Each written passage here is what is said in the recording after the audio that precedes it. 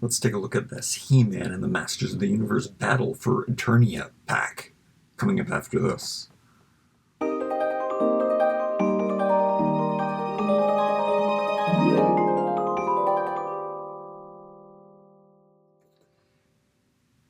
Battle for Eternia. That's actually is what it's called. It's really cool. They look really different. I can't wait to see the differences. We've got kind of that electrical stuff going through He-Man's body. We've got a translucent arm on Skeletor. He's like one of the only figures that didn't have translucent items on him. And then his Havoc staff is also in this lava translucent thing. He-Man's sword is in there. This is the bot that comes with it. This cost $40 in Canada, which is a bit expensive. Is this just English? No, it's got all the languages on it. It's an international packaging. I think I did see online that people are starting to get these in the States as well. I think it's at Target. I got mine at Walmart in Canada. The figures are $13 each. 13 and 13, it really doesn't add up to 40. Yeah, you're paying a lot for just this little thing, but I'm also paying for it because I love it. And also $12 is a really great price, or I guess it's $12.97 at Walmart. $13 is an excellent price for these figures. I really like them. I don't know why I'm opening these before my Origins. I do like the Origins figures better, but for some reason, every time I get these, I just want to open them up.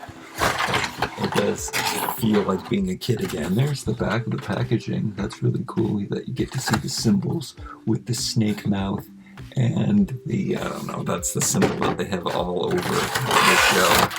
The show's pretty good. The show's really complicated, I find. I don't understand what's going on. I said that in my last video. I don't know. I like the posing that they've done with these guys on their figures. Does the robot have a stand? I hope so. It better be one fantastic robot for its $20 price tag.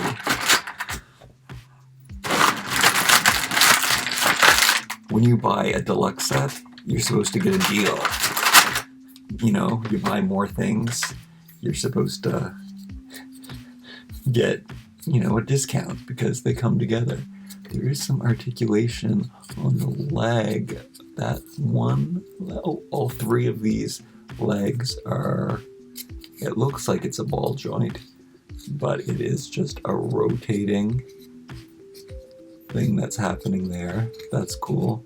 I don't really remember these robots. I guess they were just floating around. It does remind me of the ones that Triclops had in the Mike Young cartoon series. I remember being really excited waiting for the next episode of Mike Young.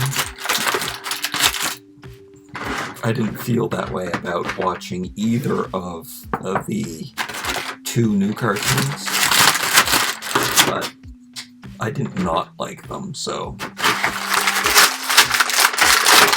I guess most of this review is going to be a comparison between the two figures. Did I show you everything I can on this box? Power attack. The art's really great. Them fighting, it shows them swinging their waists and their wrists and everything. They have these bobble waists. I've never been a huge bobble fan, but it spring loads them that way, and it spring loads them this way. So that's pretty cool.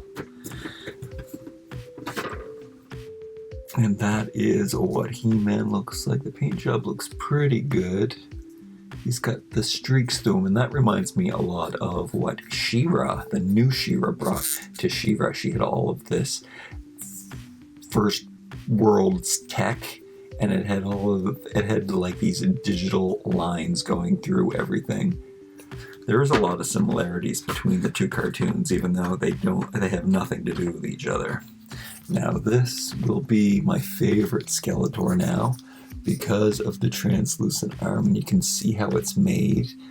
I don't know why they didn't do that in the first place. They should have made it all lava-y. The bad thing about the Havoc staff is that it is hollow in the back, but it is a really great design, and you can see all the bones running through it, and the bones running through his hands. And I love the minimal paint on these, and yeah, this is definitely my favorite Skeletor. He pivots at the ankle and at the hip. Lots of articulation there. It's like a ball joint. Really rolls and rotates there. His arm doesn't go outward, but it does go back and forth. This stops it. The rubber, and it is a rubbery plastic in his shoulder pad, and his wrist has articulation.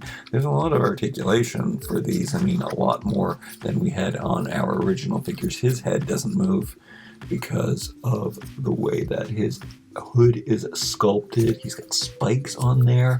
Those are awesome. This look reminds me so much of a 2000X Skeletor, which I should probably bring that out, which was a snake armor Skeletor, and he came with a wolf armor He-Man. I don't know if they were I think they were in the same pack, or they were just, yeah, I think they were in the same pack. I think it was a 2-pack. It was one of my favorite. They looked so good. The other He-Man's sword looks like that. There's that symbol again. There's the He-Man symbol that looks like a sword on there, which I really like too. And yeah, he's really cool. I gotta dig out the ones below. Do you want to take a look at this robot again? It's pretty cool. The eye, I guess because it has one eye, that it's also reminds me of Triclops. I don't remember if he was controlling these. It really should have come with a flight stand, especially for the price, the extra price that he was. Let's get in here and pull out a He-Man. Now, I don't have the He-Man and the Skeletor that came on the bike, because Canada did not get those bikes. Oh, I forgot about him. He's my favorite He-Man. Didn't realize that He-Man didn't have any translucentness on him either, but they brought that out. Let's see here. So, the colors seem to be the same. I do not recognize these colors when I see them. Every time I open a figure, it doesn't make me think of the cartoon. And I guess because the cartoons are much brighter, and in the toy, they tend to dull them out. They're duller. But yeah, it really is just the lines that are different going through him. No, I can't tell. There seems to be something a little more shiny about this. Oh no, seems to be something shiny. I don't know. They're the same. Did you know that they put their swords on the back? Is the sword the same? The sword is the same. Plastic's different? No. I like that the swords can be held on the back. I like the mix of rubbery stuff, says stuff back there. He's cool. This is my favorite He-Man, though. That's what I'm thinking of. I know we saw those lines before, and it was on this guy. And it's a totally different pattern, but he does look like First World's tech. First People's tech. First one's tech. Swords are all the same. Oh, now I'm mixing them up. That's great. And here we have Skeletor. I guess I'm going to have to go in there and dig out his Havoc stuff at the end to see the difference. So they didn't just do his hand in translucent. They did his whole arm, which I'm very appreciative of. But he's looking real good. And besides that, I don't know, it really only takes a little bit of translucentness on him, and then some lines. They have it leaking on his body a little bit, I guess on that one side. Some lines going down, just like he had it going up to his neck. But there's differences. I like them. I like these new ones better. I like these two ones better. That's my dream team right there. They're cool. All right, stay tuned to the end. I'm going to show you the difference between the two Havoc staffs. Hope you like, comment, share, and subscribe. See you next time.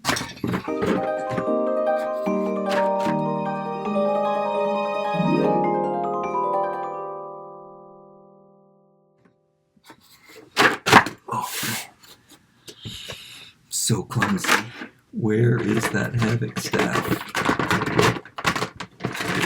It's so dark that I keep looking for this purple color thing. But of course, it's kind of a different shade this time. It is nice. That makes this one look so midnight dark and sinister in comparison to them. This one's like powered up. Yeah, it really glows. I hope it's glowing for you as much as it is for me. I guess I got the light shining through it too. Love translucent plastic. Love translucent plastic. Look at that. He-Man has the Havoc power. He does look like an evil He-Man. There's the Faker. Yeah, we don't have a Faker. Here's Faker. I gotta take this picture on Instagram for sure. He Faker.